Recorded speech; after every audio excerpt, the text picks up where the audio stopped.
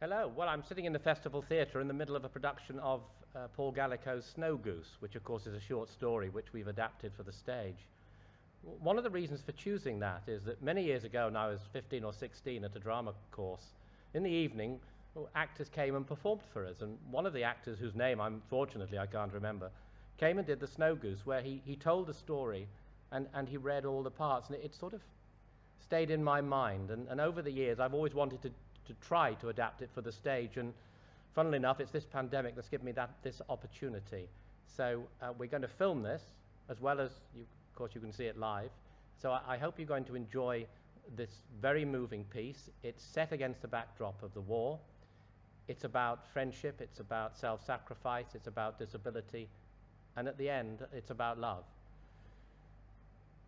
It's been a very difficult year, of which all of you have helped enormously in our fundraising to make sure that we're in a strong position. We've had help also from the Arts Council, from the local authority, and I thank everyone who's contributed and hope you will continue to do so, because we're not out of the woods yet, but we are going to be here and we're going to come back strongly, hopefully sometime between April and September.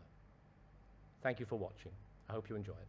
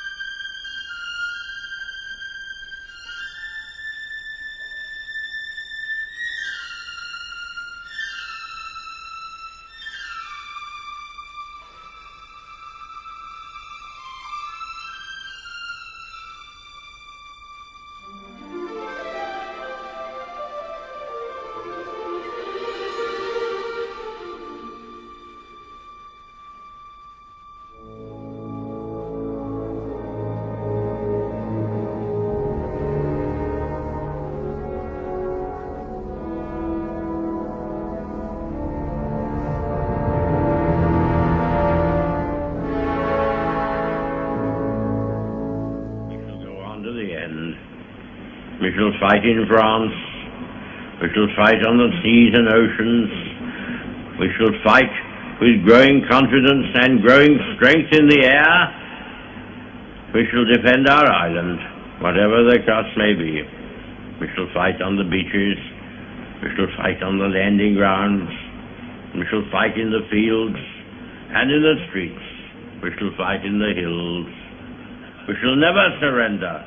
And if, which I do not for a moment believe, this island or a large part of it were subjugated and starving, then our empire beyond the seas, armed and guarded by the British fleet, would carry on the struggle until, in God's good time, the new world, with all its power and might, steps forth to the rescue and the liberation of the old.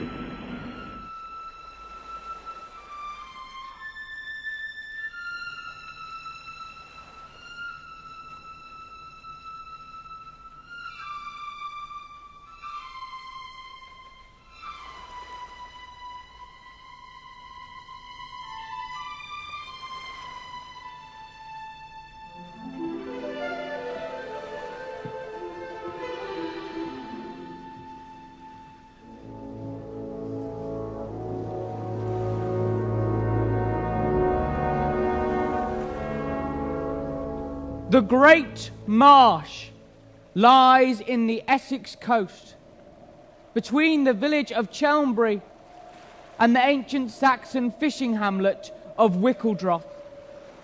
It is one of the few remaining wild lands of England.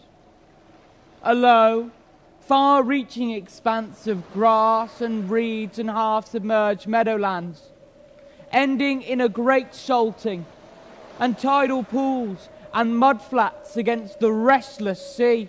Tidal creeks and estuaries, and the crooked meandering arms of many little rivers, whose mouths lap at the edge of the ocean, cut through the sodden land that seems to rise and fall and breathe with the recurrence of the daily tides.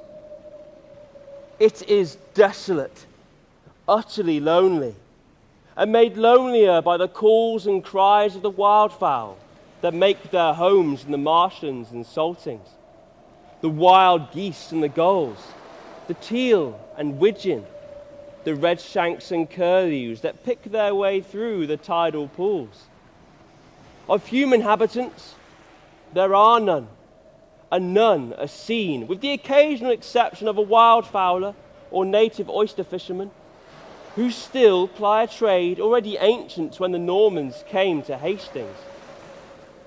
Greys, blues and soft greens are the colour, for when the skies are dark in the long winters, the many waters of the beaches and marshes reflect the cold and sombre colour.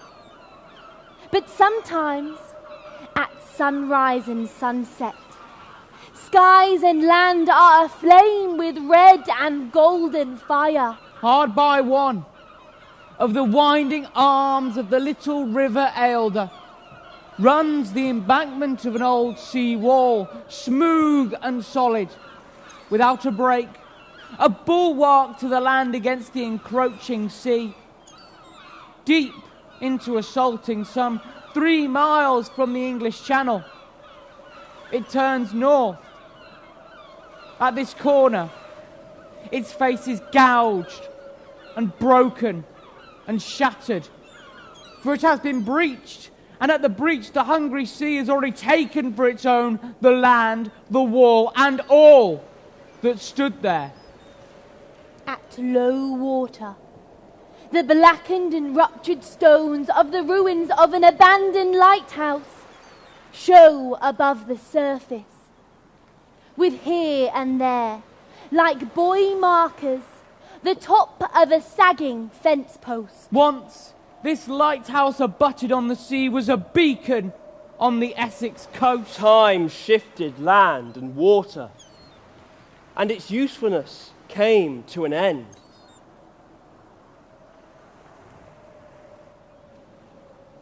Lately, it served again as a human habitation. In it, there lived a lonely man.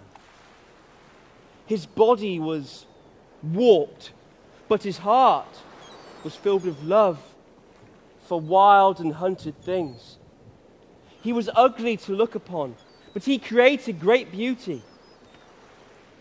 It is about him and about a child who came to know him to what lay within that this story is told. It's not a story that falls easily or smoothly into sequence. It's been garnered from many sources and from many people.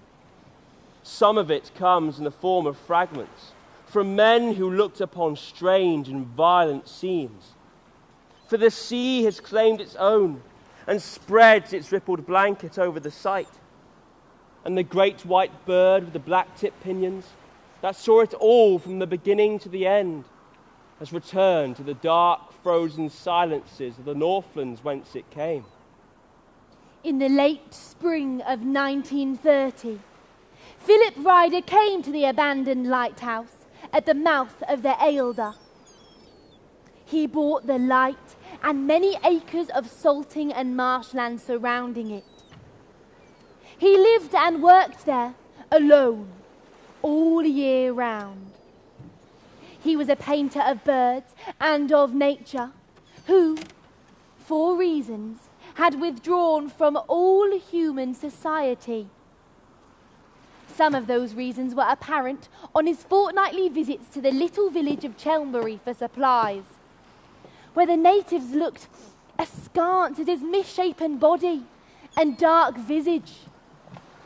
For he was a hunchback, and his left arm was thin, crippled, and bent at the wrist like the claw of a bird. They soon became used to his queer figure, small but powerful. The massive head set just slightly below the mysterious mound on his back, the glowing eyes and the clawed hand, that marked him off as that queer painted chap that lives down to Lighthouse. Physical deformity often breeds hatred of humanity in men. Ryder did not hate. He loved very greatly man, the animal kingdom, and all of nature. His heart was filled with pity and understanding. He had come to master his handicap, but he could not master the rebuffs he suffered due to his appearance. The thing that drove him into seclusion was his failure to find anywhere a return for the warmth that flowed from him. He repelled women. Men would have warmed to him had they got to know him, but the mere fact an effort was being made hurt Ryder and drove him to avoid the person making it. He was 27 when he came to the Great Marsh. He had travelled much and fought valiantly before he made the decision to withdraw from a world in which he could not take part as other men. For all the artist's sensitivity and woman's tenderness locked in his barrel breast, he was very much a man. In his retreat, he had his birds, his paintings, and his boat. He owned a 16-footer, which he sailed with wonderful skill. Alone, with no eyes to watch him, he managed well with his deformed hand, and would often use his strong teeth to handle the sheet of his billowing sails in a tricky blow. He would sail tidal creeks and estuaries and out to sea, and would be gone for days at a time, looking for new species of birds to photograph or sketch. And he became an adept at netting them, to add to his collection of tamed wildfowl that he kept in the pen near his studio that formed the nucleus of a sanctuary. He never shot over a bird, and the wildfowlers were not welcome near his premises. He was a friend to all things wild, and the wild things repaid him with their friendship. Tamed in his enclosures were the wild geese that came winging down the coast from Iceland and Spitzbergen each October, in great skeins that darkened the skies and filled the air with the rushing noise of their passage. The brown-bodied pink feet, white-breasted barnacles with their dark necks and clown's masks, wild white fronts and black-barred breasts, and many species of wild duck, mallard, widgeon, pintail, teal, and shovelers. Some were pinioned, so that they remained there as a sign and signal to the wild ones that came winging down each winter's beginning, that here were food and sanctuary. Many hundreds came and remained with him all through the cold weather, from October to early spring, when they migrated north again to their breeding grounds below the ice rim. Ryder was content with the knowledge that when storms blew, or it was bitter cold and food was scarce, or when the big punt guns of the distant bag hunters roared, his birds were safe, that he had gathered to the security and sanctuary of his own arms and heart these many wild and beautiful creatures who knew and trusted him. They would answer the call of the north in the spring, but in the fall they would come back, barking and whooping and honking in the autumn sky. birds that he well remembered and recognised him from the previous year. And this made Ryder happy, because he knew implanted somewhere in the beings was the germ knowledge of his existence and his safe haven. That this knowledge had become a part of them. And with the coming of the grey skies and the winds from the north, would send them unerringly back to him. For the rest, my heart and soul went into painting the country in which I lived and its creatures. There are not many riders extant. I hoarded them jealously, piling them in my stockrooms and in my lighthouse by the hundreds. For as an artist, well, I was uncompromising. But the few that reached the markets were masterpieces, filled with the joy and colour of marsh-reflected light, the feel of flight, the push of birds breasting a morning wind, bending the tall flag wreaths. He painted the loneliness and the smell of the salt-laden cold, the eternity and agelessness of marshes, wild living creatures, dawn flights and frightened things taking to the air, and winged shadows at night, hiding from the moon.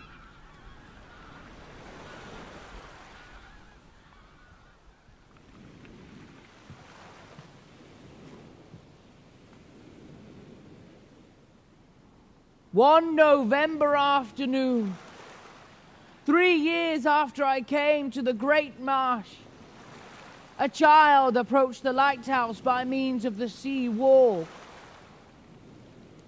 In her arms, she carried a burden. She was no more than 12, dirty, slender, timid and nervous as a bird. But beneath the grime was as eerily beautiful as the marsh fairy. She was pure Saxon, large-boned, dark hair, head to which her body was yet to grow, and deep-set, sparkling brown eyes.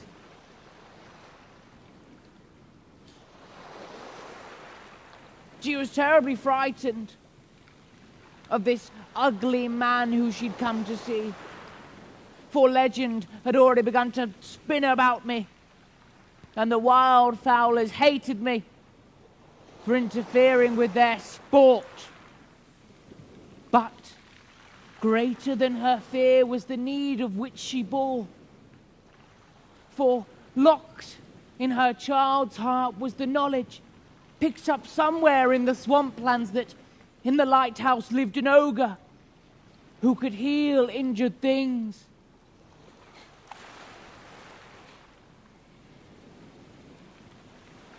What is it, child? I found it, sir. It's hurted. Is it still alive? Yes, I think it is, yes. Come in. Where did you find it? In the marshes, sir. Where the fowlers had been.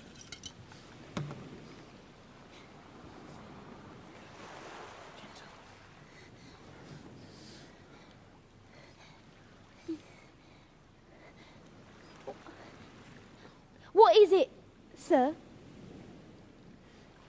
It's a snow goose from Canada. But how in heaven has it come to be here? Can he heal it, sir? Yes, I think we can. Come, you shall help me.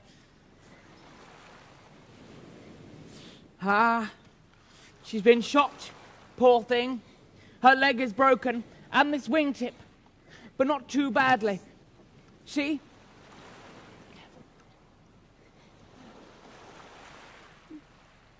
First, we shall clip her primary so that in the spring the feathers will grow back and she will be able to fly again. Then,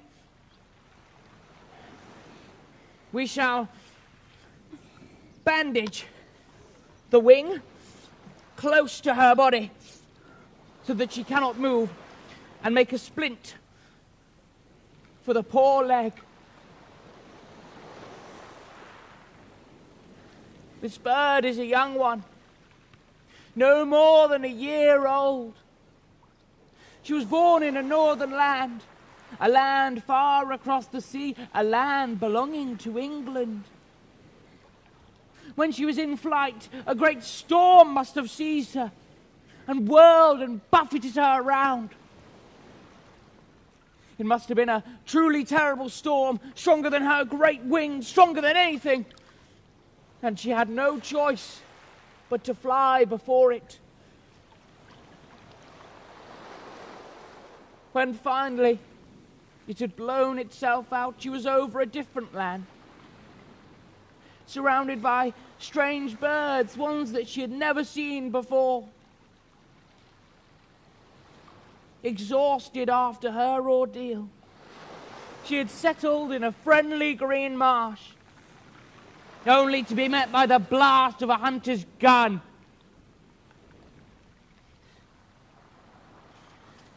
A bitter reception for our visiting princess.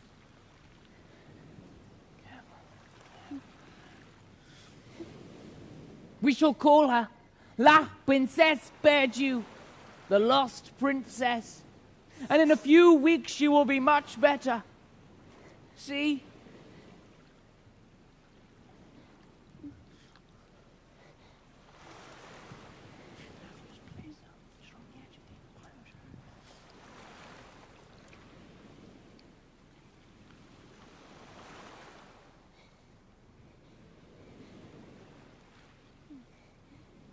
What is your name, child? Frith. Eh? Fritha, I suppose. Where do you live? With the fisher folk at Wickledroff. Will you be returning tomorrow to see how the princess is getting along?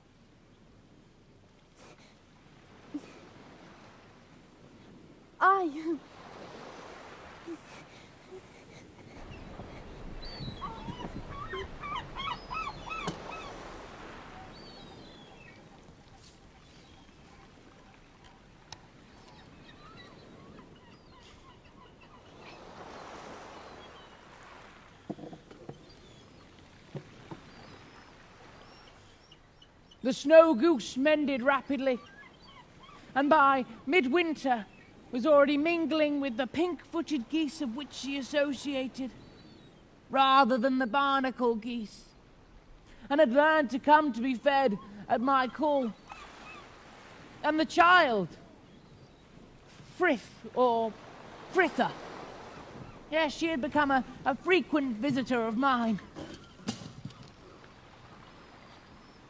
I'll help you.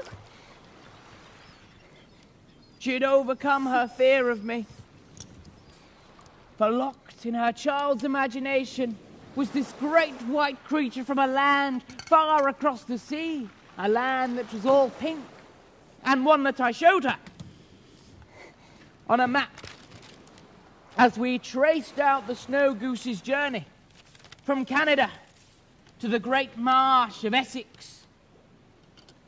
Then one June morning, a group of late pink feet, fat and well-fed from the winter at the lighthouse, answered the stronger call in the breeding grounds and rose lazily, climbing into the sky in their ever-widening circles.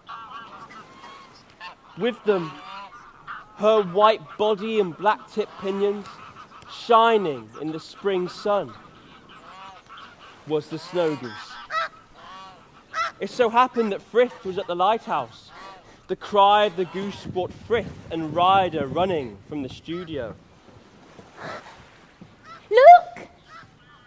Look at the princess! Ah, the princess is going home. Listen, she is bidding us farewell.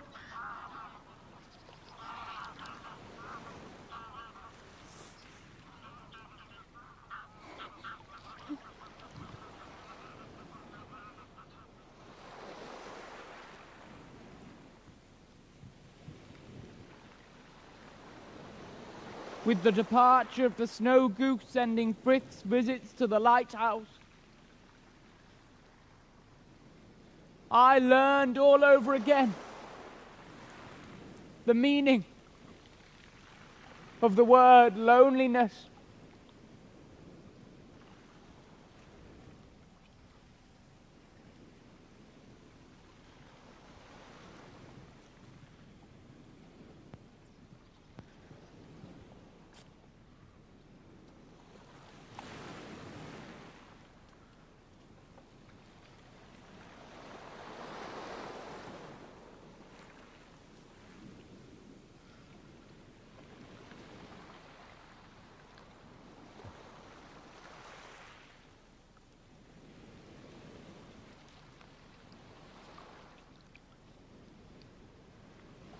That summer, out of my memory, I painted a picture.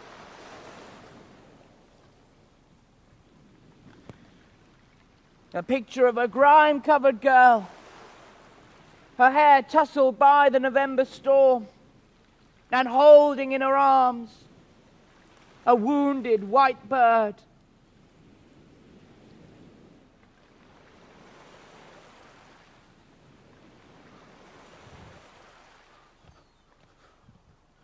In mid-October, the miracle occurred. Ryder was in his enclosure, feeding the birds. A grey northeast wind was blowing, and the land was sighing beneath the incoming tide.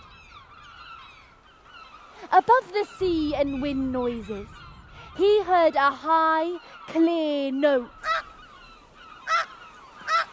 He turned his eyes up towards the evening sky, in time to see, first, an infinite speck, then a black and white pinion dream that circled the lighthouse once, and finally a reality that dropped to earth in the pen and came waddling forward importantly to be fed, as though she had never been away.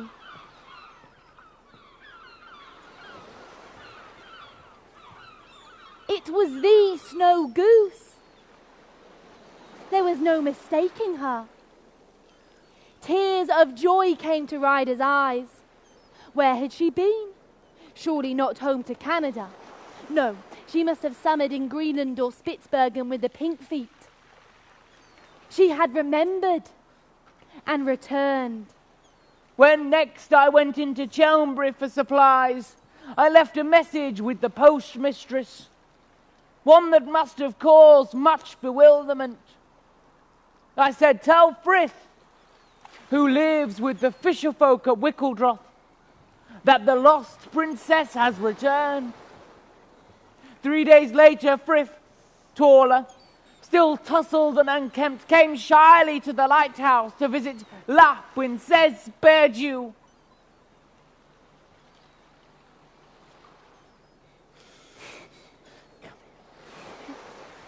Time passed. On the great marsh, it was marked by the height of the tides, the slow march of the seasons, the passage of the birds, and for them, by the arrival and departure of the Snow Goose. The world outside boiled and seethed and rumbled with the eruption that would soon break forth and come close to marking its destruction. But not yet did it touch upon Ryder, or for that matter, Frith. They had fallen into a curious natural rhythm, even as the child grew older. When the Snow Goose was at the lighthouse, then she came too, to visit and learn many things from Ryder. They sailed together in his speedy boat, which he handled so skillfully. They caught wildfowl for the ever-increasing colony and built new pens and enclosures for them. From him, she learned the lore of every wild bird, from gull to gyrfalcon, that flew the marshes. I helped him sometimes, and even learnt to mix his paints. But when the Snow Goose returned home for the summer, It was like a bar was up between us, and you did not visit the lighthouse.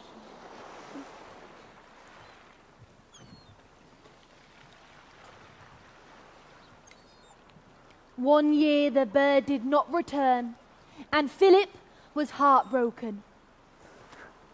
All things seemed to have ended for him. He painted furiously through the winter and the next summer, and never once saw Frith. But in the fall, the familiar cry once more rang from the sky, and the huge white bird, now at its full growth, dropped from the sky as mysteriously as it had departed. Joyously, Philip sailed his boat into Chelmbury and left a message with the postmistress. Curiously, it was more than a month after he had left the message before Frith reappeared at the lighthouse.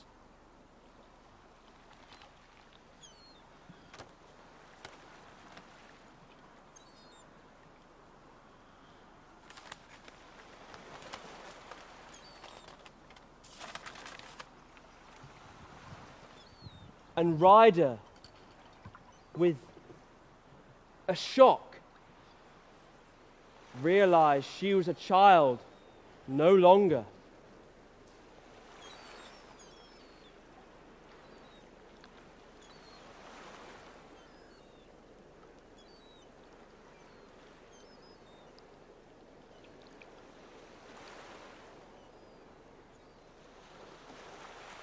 After the year in which the bird remained away, its periods of absence grew shorter and shorter. It grew so tame that it would follow Ryder about, and even came into his studio while he was working.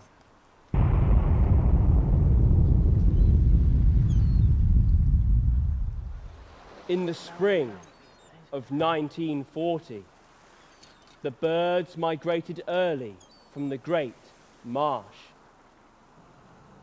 The world was on fire. The whine and roar of the bombers and the thudding explosions frightened them.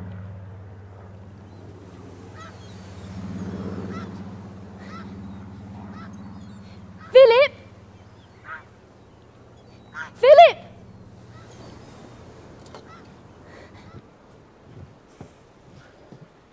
Look, Philip! Ryder followed her eyes. The snow goose had taken flight. Her giant wings spread, but she was flying low, and once came quite close to them, so that for a moment the black-tipped white pinions seemed to caress them, and they felt the rush of the bird's swift passage. Once, twice, she circled the lighthouse, then dropped down to the earth again, into the enclosure with the pinioned geese, and commenced to feed. She ain't going. The princess be going to stay. Ah, she'll stay. She will never go away again. The lost princess is lost no more. This is her home now, of her own free will.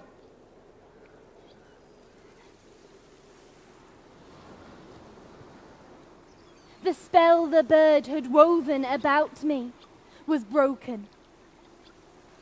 And I was suddenly conscious of the fact that I was frightened. And the thing that frightened me was in Philip's eyes. The longing and the loneliness and the deep, welling, unspoken things that lay in and behind them. His last words were repeating themselves in my head, as though he had said them again. This is her home now, of her own free will.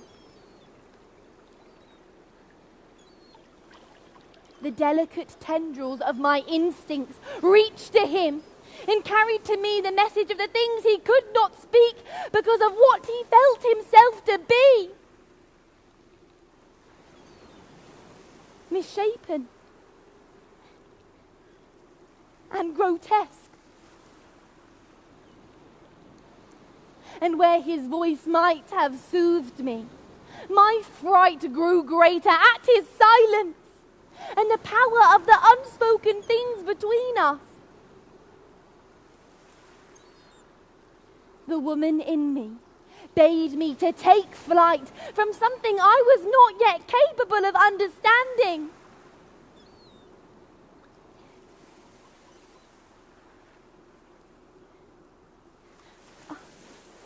I must go.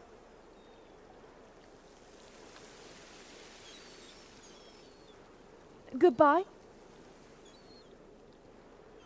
I'd be glad that the princess will stay. You'll not be so alone now. Goodbye, Frith.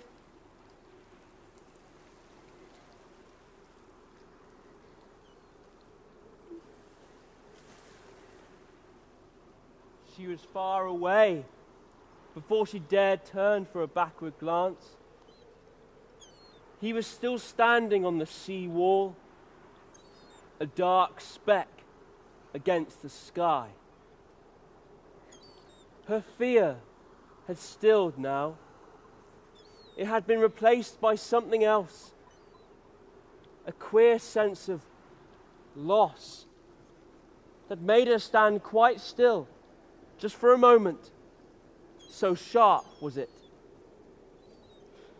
Then, more slowly, she continued on, away from the skyward pointing finger of the lighthouse and the man beneath it.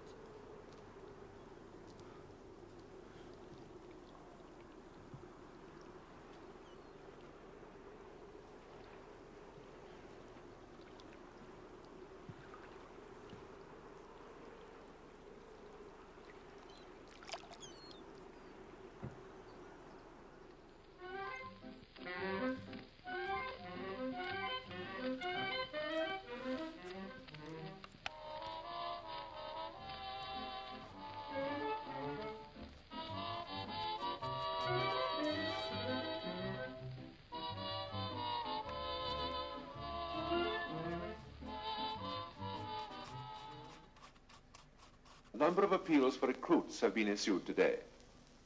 The Admiralty want men experienced in marine internal combustion engines for service as enginemen in yachts or motorboats. Others who have had charge of motorboats and have good knowledge of coastal navigation are needed as uncertified second hands. Application should be made to the nearest registrar, Royal Naval Reserve, or to the fishery officer.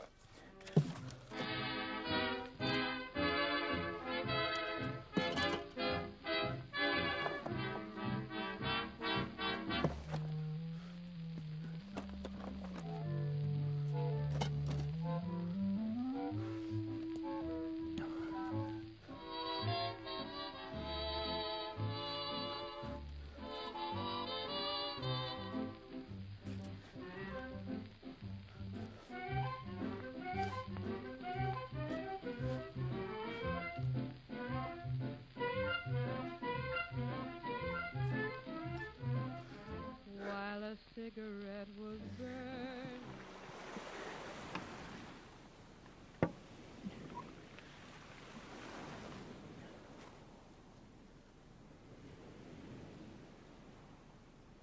It was a little over a month before Frith returned to the lighthouse.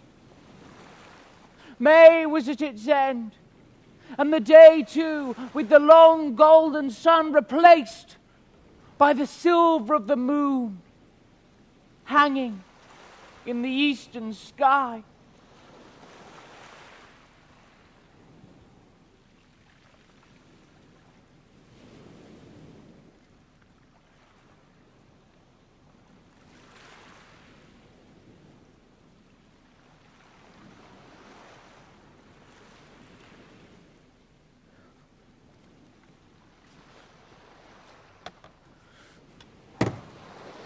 Frith told herself, as her steps took her thither, that she must know if the snow goose had really stayed, as Ryder said it would.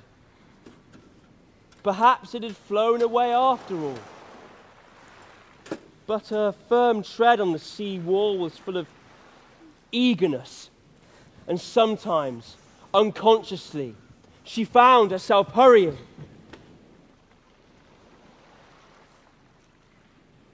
Philip, you be going away? Ah, Frith. I'm glad you came. Yes, I must go away. A little trip. I will be back.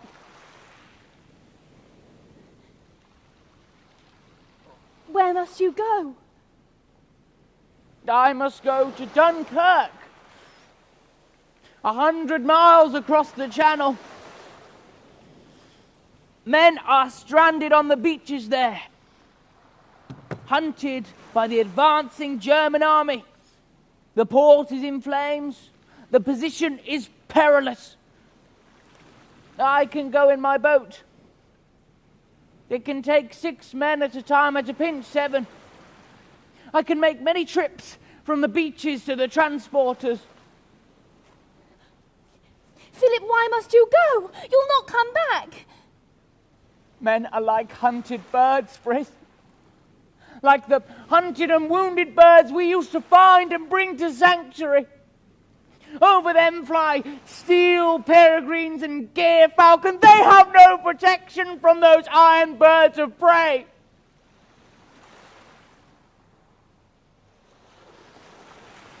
They are lost and storm-driven and harried.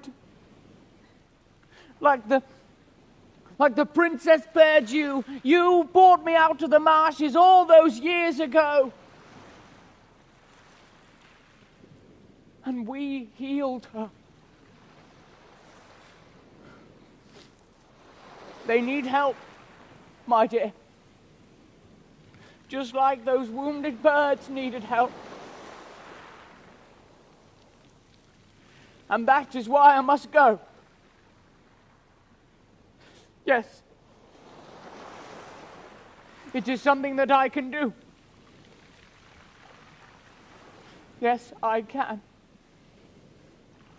For once. I can be a man. And I can play my part.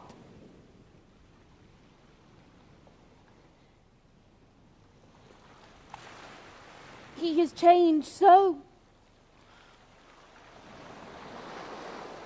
He is no longer ugly, or misshapen, or grotesque, but very beautiful. Philip, I'll come with you. Oh, your place in the boat would cause another man to be left behind. And another. And another. I'm sorry. But I must go alone.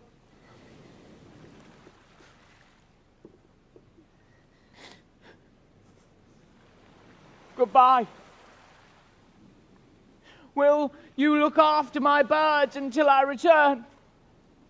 Frith. God speed you. I will take care of the birds. God speed you, Philip.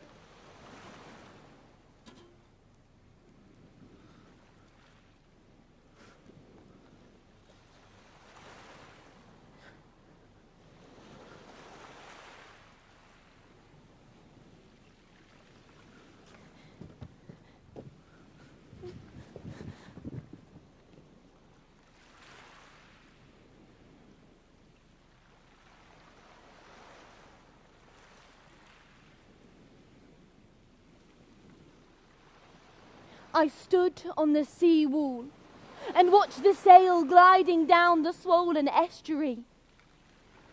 Suddenly, from the darkness behind me, came a rush of wings, and something swept past me into the air. In the night light, I saw the flash of white wings, black-tipped, and the thrust-forward head of the snow goose. It rose and cruised over the lighthouse once, and then headed down the winding creek to where Philip's sail was slanting in the gaining breeze, and flew above it in slow, wide circles.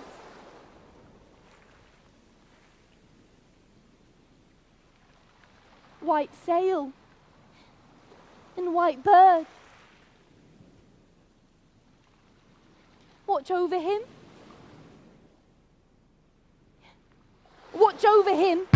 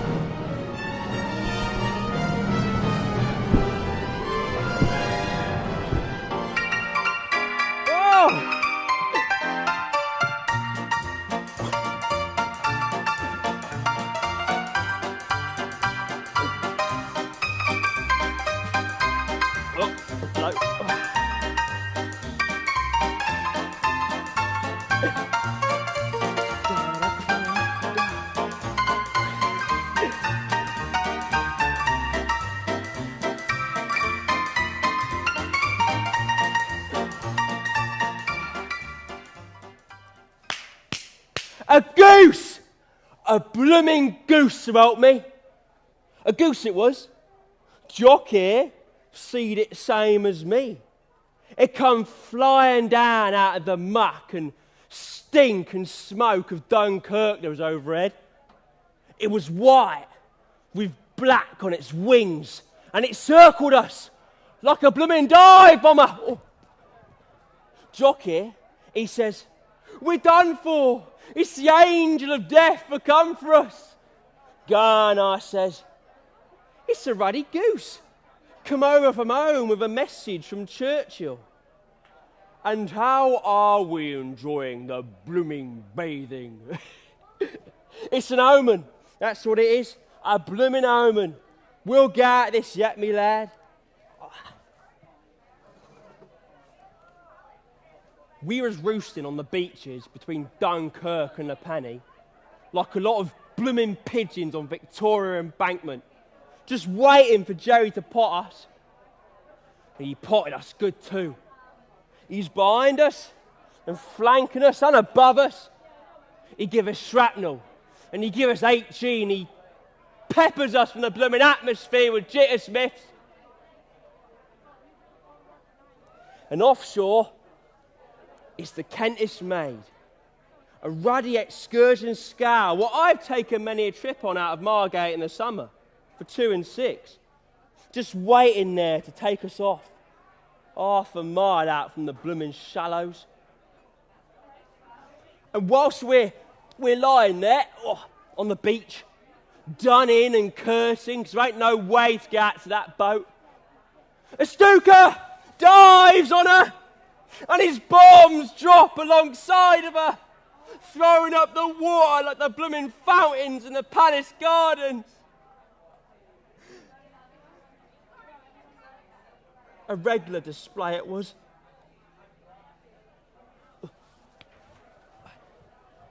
Then a destroyer comes up and says, "No, you don't," to the Stuka, with ack-acks and pom-poms, but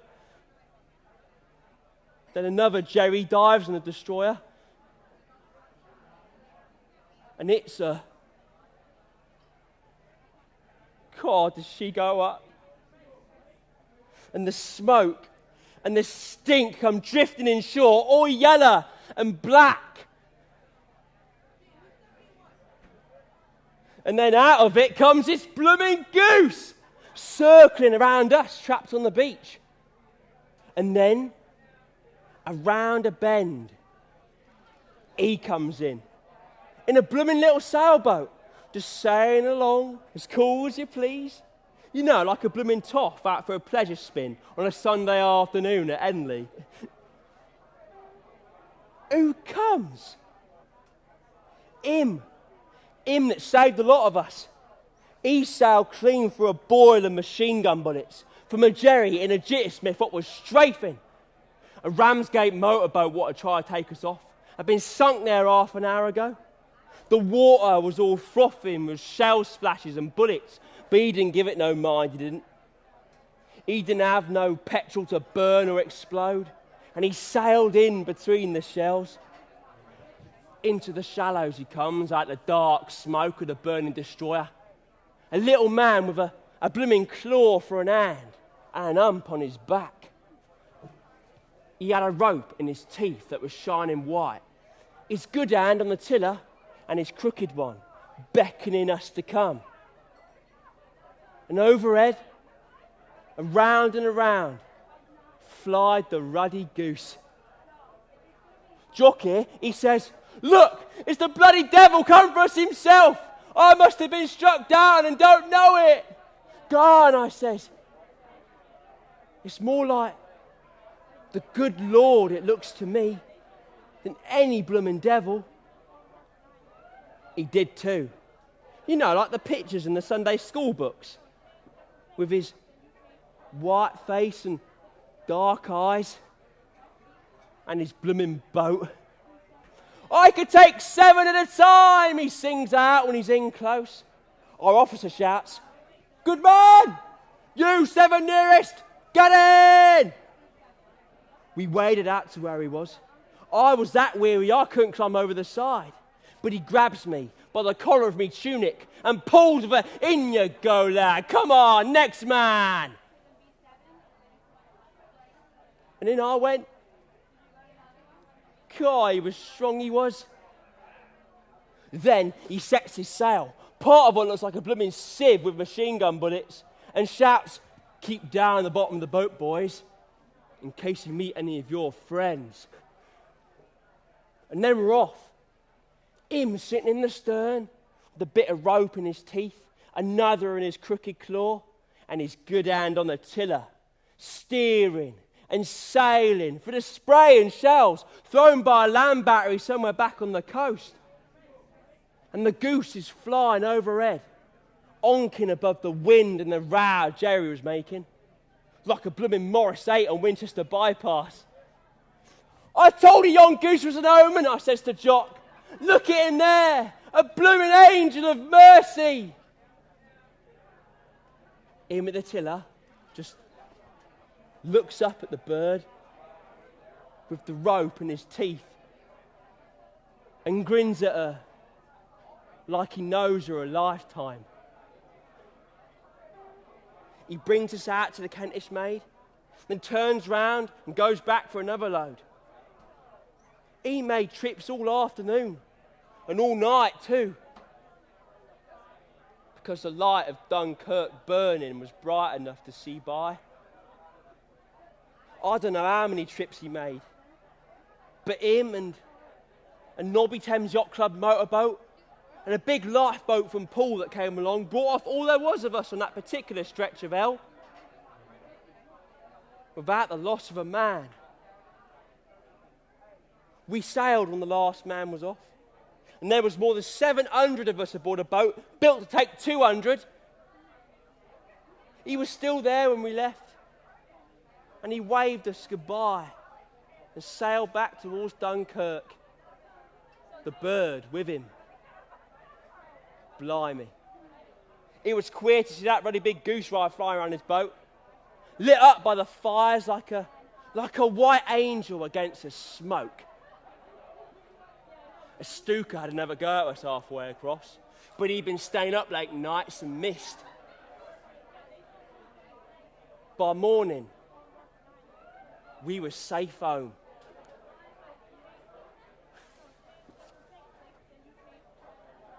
I never did find out what become of him, or who he was. Him with the ump and his little sailboat. Bloody good man he was, that chap.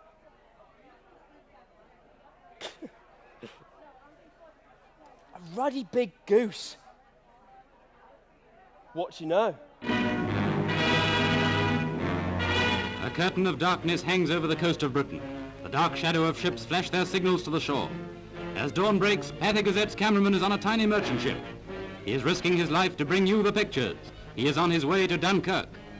Every few seconds he sees other ships returning, ships of all shapes and sizes, manned by sailors and merchantmen of... Wireless operators are at their posts. Each ship is filled with the men of the BEF and of the French army in Flanders. They are on their way home. Home from the hell that is Dunkirk. Since these pictures were taken, we have all heard the full story from the Prime Minister of how the Royal Navy, using nearly 1,000 ships, has brought back nearly 350,000 men. Now you are off burning Dunkirk. Now you are to see that evacuation in progress. You will see the Navy in action, Nazi planes overhead. You will see the beaches of Dunkirk under enemy fire, our own guns replying.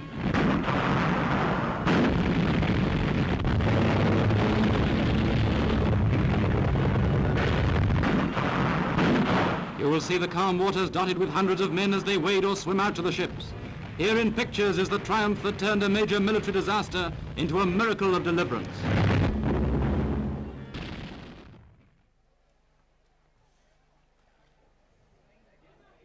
A naval reserve officer who had 2 Brixham trawlers and a Yarmouth drifter blasted out from under him in the last 4 days of the evacuation said, "Did you run across that queer sort of legend about a wild goose? It was up all and down the beaches. You know how these things spring up. Some of the men I brought back were talking about it. It was supposed to have appeared at intervals the last days between Dunkirk and La Panne. They said if you saw it, you were eventually saved. That kind of thing." Said Brill. "A wild goose? Well, I saw a tame one. That's strange experience. Tragic in a way, too. And lucky for us. Tell you about it. 3rd trip back, towards 6 o'clock, we sighted a derelict small boat. Seemed to be a chap or a body in her, and a bird perched on the rail. Well, we changed course when we got nearer and went over for a look-see. By God, it was a chap. Or had been, poor fellow. Machine-gunned, you know, badly. Face down in the water. The bird was a goose, a tame one. Well, we drifted in close, but when one of our chaps reached over, the bird hissed at him and struck it in with her wings. Couldn't drive it off. Suddenly, young Kettering gives a hail and points to starboard. Big mine floating by. If we'd kept on our course, we'd have ploughed right into it. Well, we'd had to get 100 yards astern of the last barge. Then the men blew it up with rifle fire. When we turned our attention towards the small boat again, she had gone. Sunk. Chap with her. He must have been lashed to her. The bird had got up and was circling 3 times like a plane, saluting. Dashed queer feeling. Then she flew off to the west. Lucky thing for us, we went over to have a look, eh? Odd that you should mention a goose.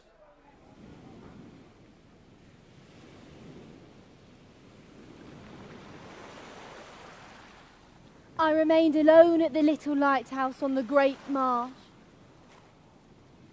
taking care of the pinion birds and waiting for I know not what. The first day, I haunted the sea wall, watching. Later, I roamed through the storerooms of the lighthouse building, with the stacks of canvases on which Philip had captured every mood and light of the desolate country, and the graceful, wondrous feathered things that inhabited it.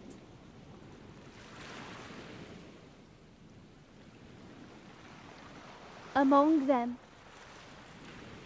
I found the picture Philip had painted of me, from memory, so many years ago, when I was still a child and stood timid and windblown at his threshold, hugging an injured bird to me. The picture and the things she saw in it stirred her as nothing ever had before, for much of Ryder's soul had gone into it. Strangely, it was only the second time he had painted the snow goose, the lost wild creature, storm-driven from another land, that to each had brought a friend, and in the end returned to her with the knowledge that she would never see him again. Long before the snow goose had come dropping out of the crimsoned eastern sky to circle the lighthouse in a final farewell, Fritha, from the ancient power of the blood that was within her, knew that Ryder would not return.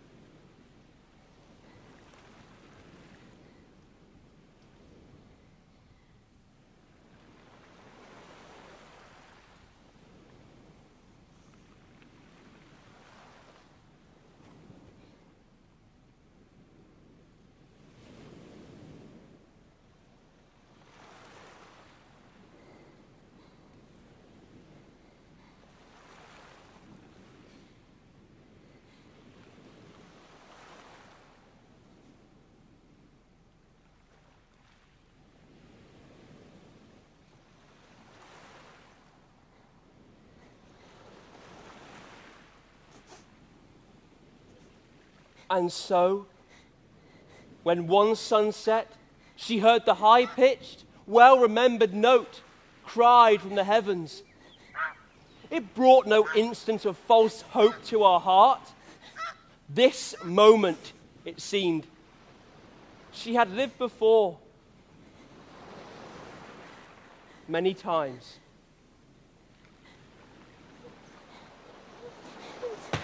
She went running to the sea wall and turned her eyes not toward the distant channel whence a sail might come, but in the sky, from whose flaming arches plummeted the snow goose. Then the sight, the sound, and the solitude surrounding broke the dam within her and released the surging, overwhelming truth of her love.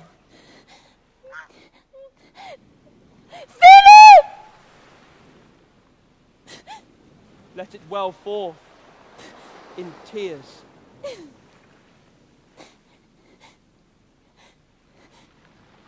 Wild spirit called to wild spirit. Frith! Fritha! Frith, my love! Goodbye, my love! Philip!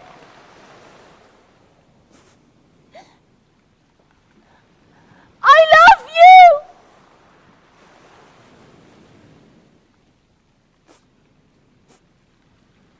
For a moment, Frith thought that the snow goose was going to land in the old enclosure as the pinioned geese set up a welcoming gabble.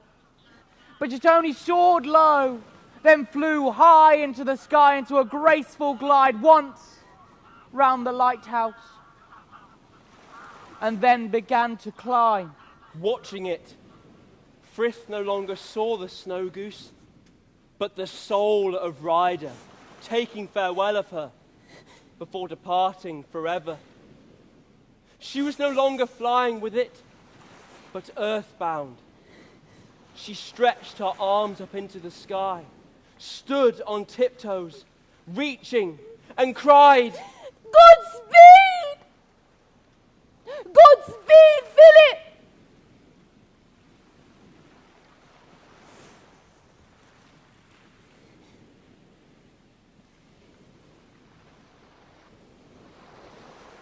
Each night, For many weeks thereafter, I came to the lighthouse and fed the pinion birds.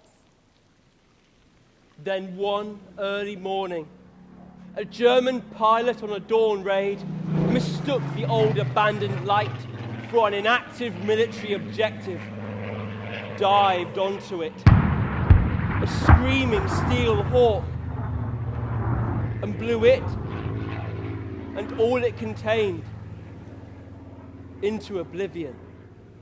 That evening, when Fritha came, the sea had already breached the walls and covered it over.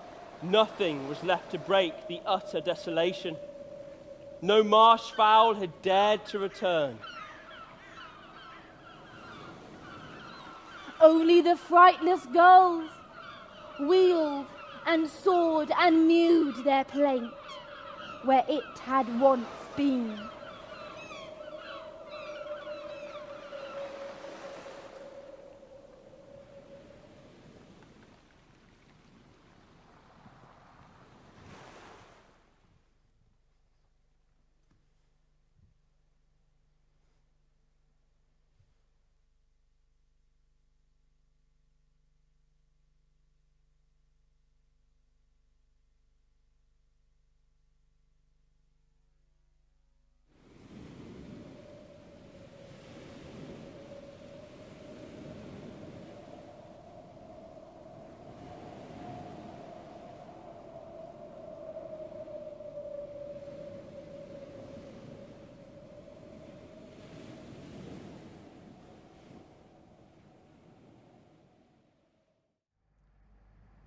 So that's Paul Gallico's Snow Goose. I really hope you enjoyed this very moving tale. Thank you for watching. As you know, we've done this for free, but don't let that stop you donating. All the information is on the page, and I look forward to seeing you at the theatre very shortly. Thank you.